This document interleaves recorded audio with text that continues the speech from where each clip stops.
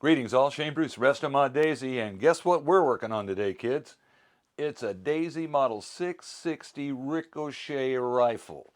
Now why, you may ask, am I messing around with a Daisy Ricochet Rifle, a toy gun that actually doesn't shoot anything?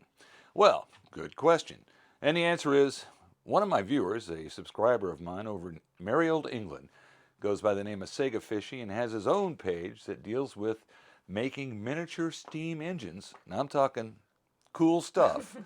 There's nothing cooler than a micro Stirling engine running on a desktop. I'm enthralled by his stuff. Has picked one of these things up via an auction. Now what we're looking at here on the table is a Daisy Model 660. Let's take a peek at the old roll stamp. As you can see, it says number 660.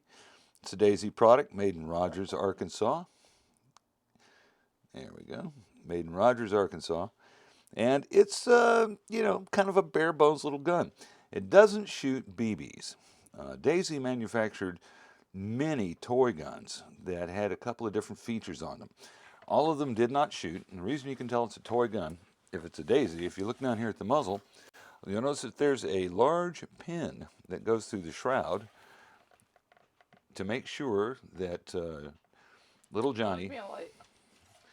Johnny cannot shoot a BB out of it. So that blocks it, obstructs it. Now, I will tell you by personal experience that that will block a BB. However, it will not block an enterprising young man from taking the muzzle of this gun, jamming it into a clay bank, giving it a twist, and extracting a plug of clay.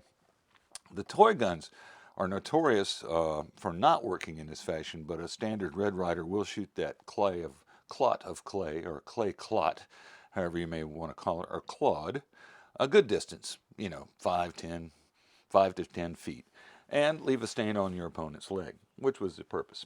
Anyway, he has gotten himself a Daisy Ricochet gun, Ricochet Rifle, which is what these models are called. They have metal forestocks. But his has a horse head emblazoned on the stock, where you see nothing on this gun. Oh. And then up here it's got some paint that's different from the antelope and the scroll work. 4 stars cut into the receiver, like the toy gun and the Space Command toy gun, and a 3-star lever. So the gun he sent me pictures of is pretty interesting. I've never seen the one with the horse's head on it, the Cheyenne model. But what makes them all Ricochet rifles is what's hiding underneath this forearm.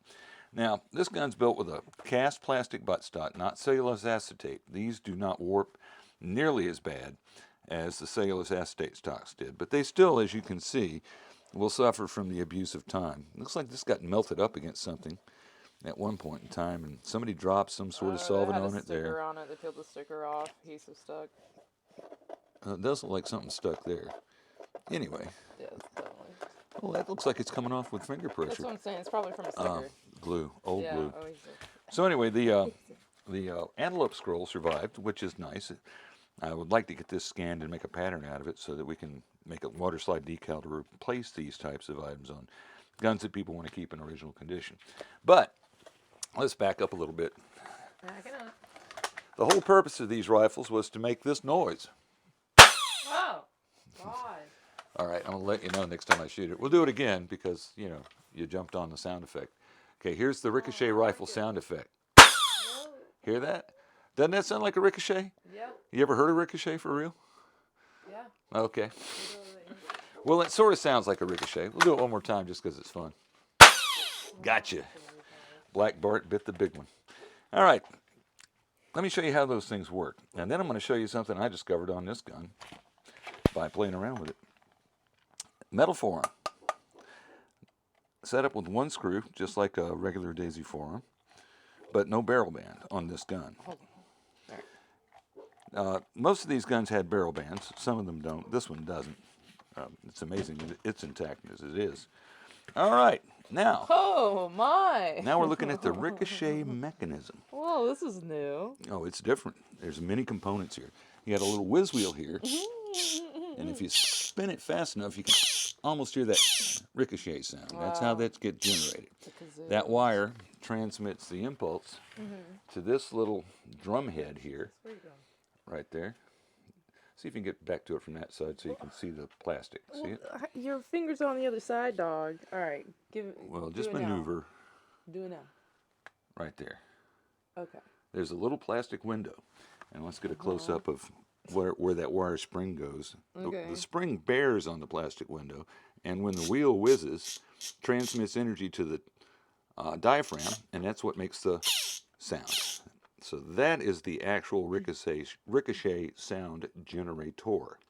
All right, and it's working. I mean, it's making a sound, but I suspect it doesn't make the sound that it's supposed to make because Tony McDaniel over at TMac Airguns graciously has sent me a bunch of ancient Daisy parts.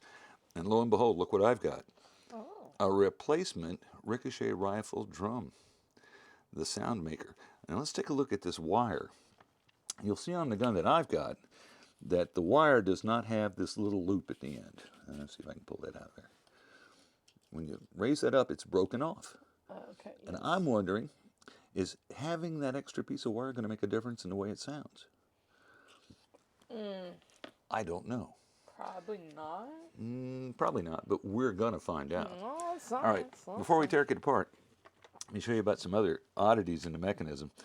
See this little stud right there? Yes. Where my pointer's at? Watch what happens when I move the lever back. The stud retreats with the mainspring. See how it does that? So that when you fully cock the gun and then release the gun, the stud raises forward and actually spins the whiz wheel. So what we're going to do today is we're going to pull this old drum out and we're going to attempt to install a new drum, which could or could not be difficult. We don't know yet, but we're going to find out. Okay. I don't. It's only one screw. All right, we're going to the vise, right? Can't be that tough. We're going to the vise? We are going to the vise. Vicing, go. So I'm going to get this in the vise, and I'm in the going to vise? shift the light source around a bit. So you might want to stand on the other side. I'll pivot the vise for you. That a little better or worse? Doesn't make a difference. Oh, there's a trash can. Who's in charge of staging the set? You. Well, I'm not at fault. All right, back to this. All right, so to get your drum out, it's only secured by the one screw. And when we get it out of there, I'll show you some other oddities about the inside. So carefully extract your screw.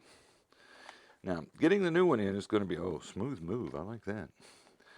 Place the screw in a secure location because you won't find another one like that. Then just kind of roll the old drum out, and there you go. You can see it's missing the little tip.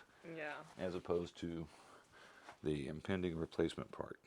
And we don't know if that's going to make a noise difference or not, but I'm hoping that having fresher material, although actually this is new old stock, so the drum head is going to be the same vintage on both units, but this one does look like it's had some wear and tear over time. So I'm hoping for a little more zing, a little more shay, and my ricochet. All right, now this is a spring steel assembly, so when I pull this screw out, what's going to happen is it's going to collapse in on itself a little bit. And that's going to make locating the hole a little more difficult. Place that screw in a secure location. Now, take your assembly, and you'll notice that the spring is bound here by the little tab. That tab does not go under this lip. That tab rides above the lip, and we'll show you that when we get it installed. So you just kind of roll it in from the side. Make sure that you've got your spring up high enough to clear the wheel, and then slide it forward. Slide it forward. And we run into our first difficulty. Oh, there we go. Until you get it centered there. Now, when you get it there, what's going to happen is it's compressed a little bit. So we have to spread that out with an appropriate tool. And this is just a set of pliers that's designed to push things out as opposed to push things in. And hopefully it will be just the right size to get in there. And spread that out so that we can locate that screw hole sooner or later. Where is that hole? There it is. Oh, that's way over there. Double check that again. Yep. All right, so now we're spreading it out. We're not having any success. We've run into a bind. No, man. You know, it's bound to happen. All right, looks like we're going to Be a video that starts and doesn't end. Oh. One of One of those. All right. So I've got one side of the hole lined up in my view, but unfortunately I can't get my tool in there very well. No. Not the right tool for the job, eh, bud? Doesn't appear to be. Lied about his resume. Oh, hold it. I see a crack right there. Alright, Hold your breath. Alright. He's perfectly aligned it. So we're going to try to get, we're going to use the factory screw as opposed to the replacement screw. Okay. Get some schmutz off of here. All right, I know this is going kind of long, but that's okay. I don't have anywhere to be. All right, so carefully, gently get your screw installed, and then let it feel for that hole. Once it gets in there, it'll take bite, like it has, and secure itself to the mount. And we'll square it up as best we can. Voila. That does sound louder. That's a different tone. A little higher, I guess. Yeah, a little higher. Let's see what it does on the test fire. Oh, that's much better. We'll put the forearm back on. I don't know if the forearm has any sort of amplification tendencies. Oh, make it more real this style? Well, possibly. Well, possibly. You know, a drum is a drum is a drum. So let's get that snug back down.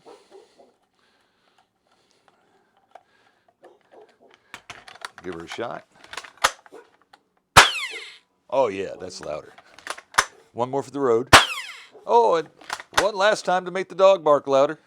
Oh, I love it. You make it so happy. All right, well there you have it, kids. If you have the good fortune to have a Daisy number 660 Ricochet rifle with the metal fore end that makes a sound, but you may want to make it louder, you've got an option. You can try to track down one of these little guys on the internet. And I've got one left now that I used one of the ones that Tony gave me. Tony may have some more of these, I don't know. But I think that's probably one of the rarest Daisy parts there is.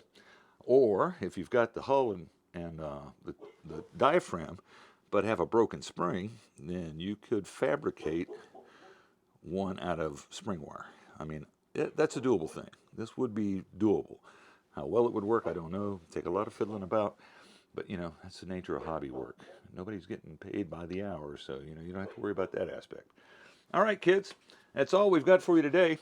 An exposition, a disposition, an exhibition of a Daisy Model 660 Ricochet Rifle. This is Shane Bruce with Restomod Daisy, signing off.